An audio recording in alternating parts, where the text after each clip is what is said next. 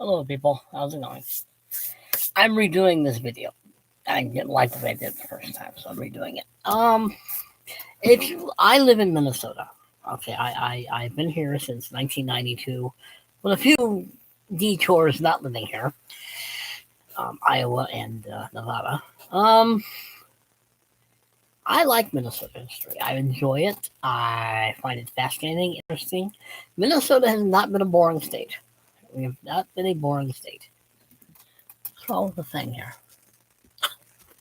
Sometimes my thing glitches, and I'm not sure whether it's glitching or not. Anyway, the Minnesota Historical Society has these books, publications.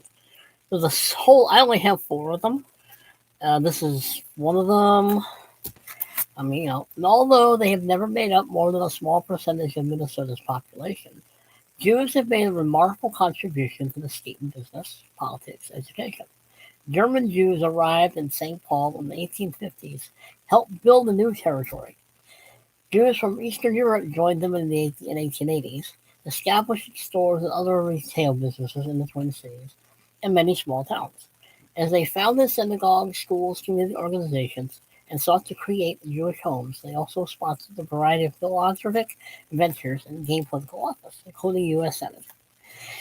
Recent Jewish immigrants from Russia are building on this tradition. Authors Chaim Berkman and Linda Maxloff discussed the group's organizations and leaders, showing how Minnesota Jews reacted to local and international challenges. Um, I like these books. They are short. They're very short. They're very well written. They're very well written. They're very well detailed. You get a lot of information, a lot of resources. They do have resources back there. I mean, they do have. Let's see. I mean, I'm trying to find the. Here it is. Is the temple in Israel? I'm here. I'm sorry. I like these books.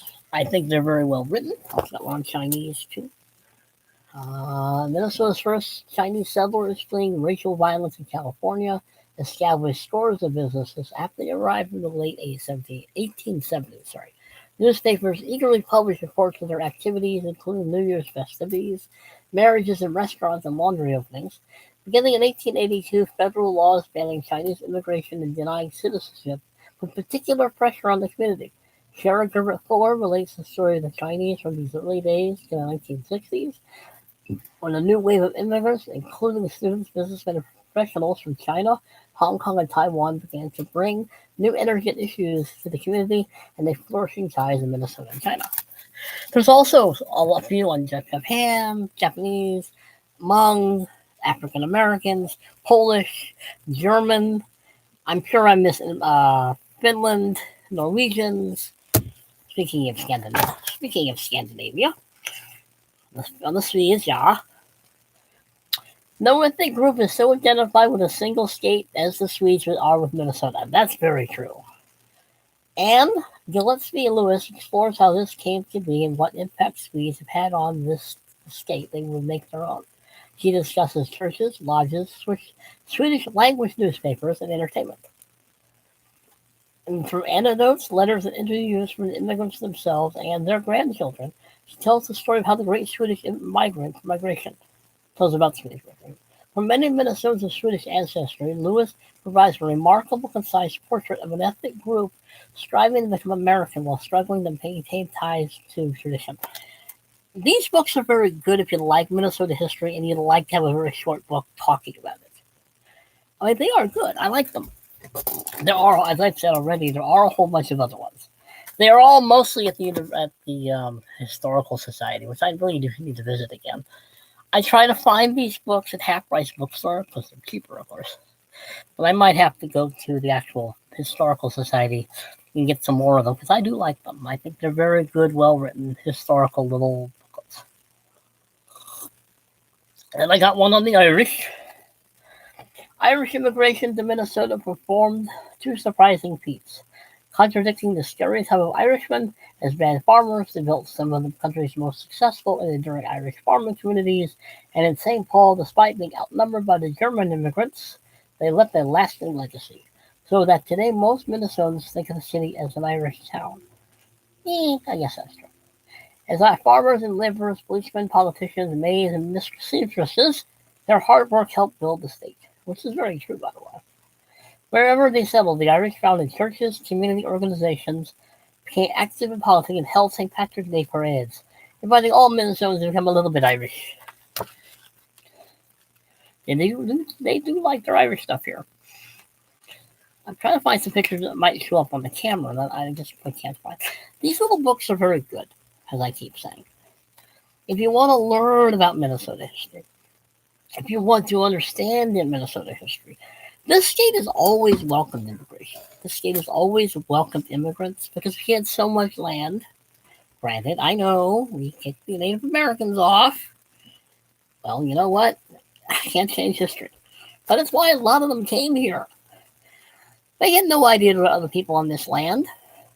They had no idea the Native Americans were here first. They had no idea. The government just said, look, there's some land. Come here and farm on it. I said, okay.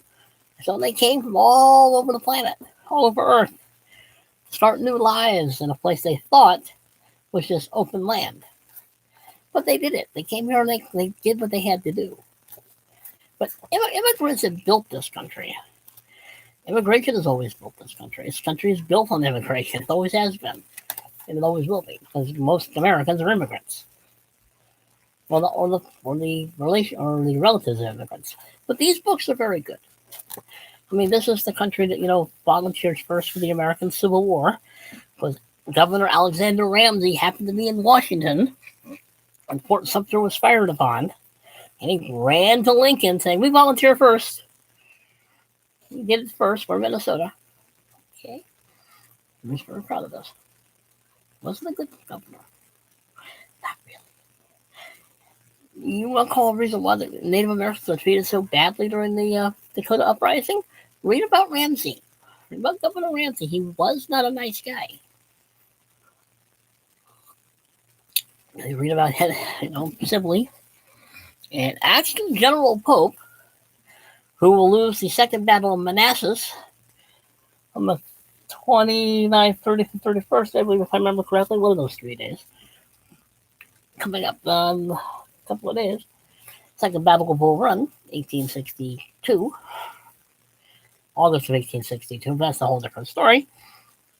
I mean, Minnesota has always been very, very immigrant welcoming, very immigrant ethnically diverse state.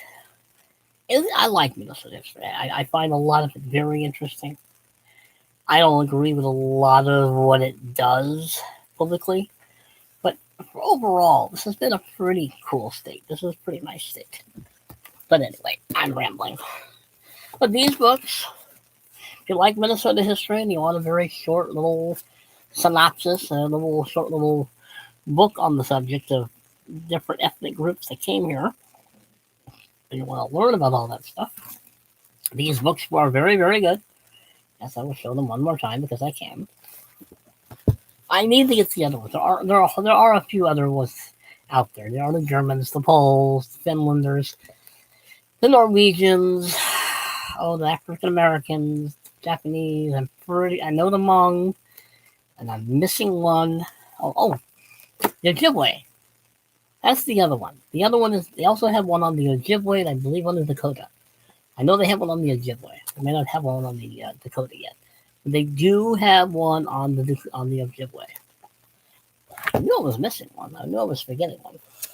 But anyway, Swedes.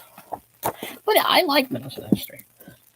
But anyway, yes, I am trying to find those other books, and if I do find those other books, I'll wait till I have a few more before I do another one of these review things. I might even do a review thing on just each individual immigrant group, starting with the Jews, of course. What did you expect?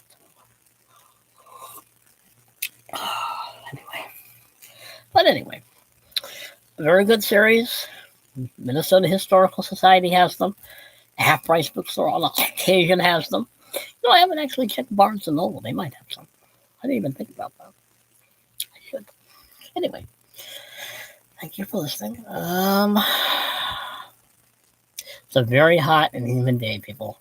And I do mean hot and humid out there. We're talking that there are things are melting. That's all I know. Anyway, share, like, comment, subscribe. Thank you for watching. Behave yourselves, because you know I'm not going to. Later, later, later, later, later.